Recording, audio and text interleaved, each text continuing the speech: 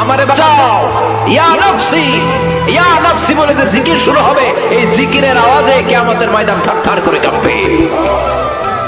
ও আয়েশা, সেদিন কেউ কাউরে চিনবে না রে আয়েশা। ভাই ভাইরে চিনবে না, বন্ধু বন্ধুরে চিনবে না, স্বামী স্ত্রীরে চিনবে না, কলিজার টুকরা সন্তান রে মা চিনবে না, ছেলেরে বাবা চিনবে না, কেউ কাউরে চিনবে না। ওই কিয়ামতের কঠিন ময়দানে সবার একটা চিৎকার, ইয়া নফসি ইয়া নফসি, আল্লাহ আমারে বাঁচাও। ইয়া নফসি ইয়া নফসি বলতে উপরের দিকে, ইয়া নফসি ইয়া নফসি বলে বলে উপরের দিকে মাথাটা করে মানুষ যে দৌড়ানো শুরু করে দিবে রে আয়েশা। কার গায়ে জামা আছে কার গায়ে জামা নাই, ওই দিকে খেয়াল করার সময়টাও সেদিন থাকবে না। এই সেন্স থাকবে না, সেদিন থাকবে না। ওই সময়ের ফাইনাল খেলার মুখোমুখি আমি হতে যাচ্ছি, আপনি হতে যাচ্ছেন, আমরা সবাই হতে যাচ্ছি। চিল্লা করেন ঠিক কিনা?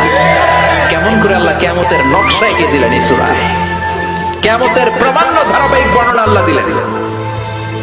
আল্লাহ বললেন সব দাঁড়িয়ে যাবে, আর সেই দিনটা হবে কানা মিকদারু 50 আলফ সানা, 50,000 বছরের সমান।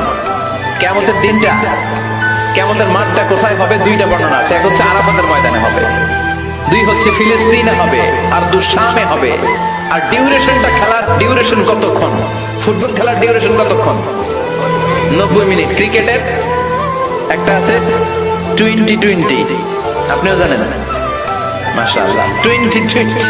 আর একটা আছে ওডিআই, ওয়ান ডে ইন্টারন্যাশনাল। আর একটা কি? টেস্ট আছে। ওই দিনের সময় হচ্ছে মিকদারুহু 50 আলফ সানা, 50,000 বছর।